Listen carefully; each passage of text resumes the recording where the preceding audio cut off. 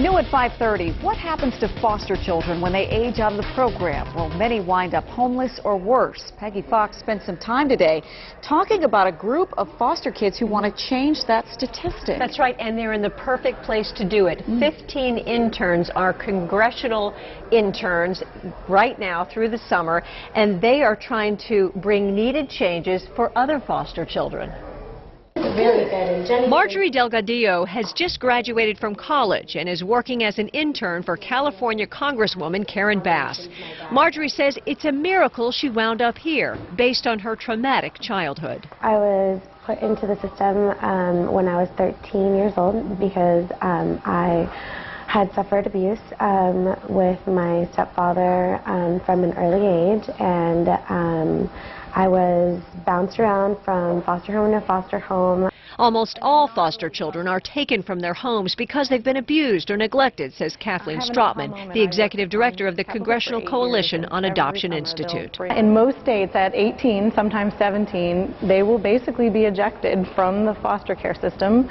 They'll maybe get a plastic bag filled with some of the things they've collected over the years, and a handshake and a pat on the back and said, good luck. At 14, Marjorie was lucky to find a permanent home with a loving couple, but that's not the norm. Only 50% graduate from high school, only 3% from college. A quarter of them wind up homeless.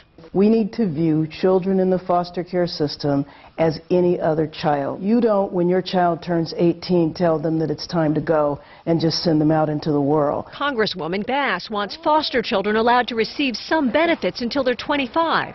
That's something Marjorie will be pushing in her role as an intern and advocate. And so if they are able and afforded to have mentoring programs like CCAI or other ones that we can think of or dream of, then there would be more people of the foster care system being here, making changes and speaking for those who have been in the system.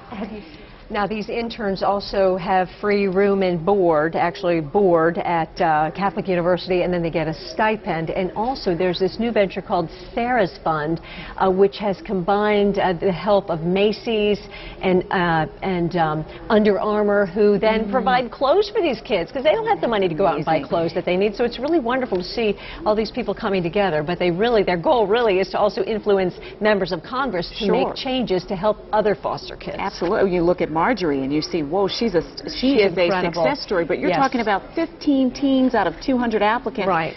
We need to reach more children. It would be nice. It would be nice. And more congressmen and congresswomen can take on an intern. That's, first of all, what's needed. But a lot of more changes to help all these foster kids out there. Glad you brought some awareness to this issue. Peggy, thanks so much, Anita.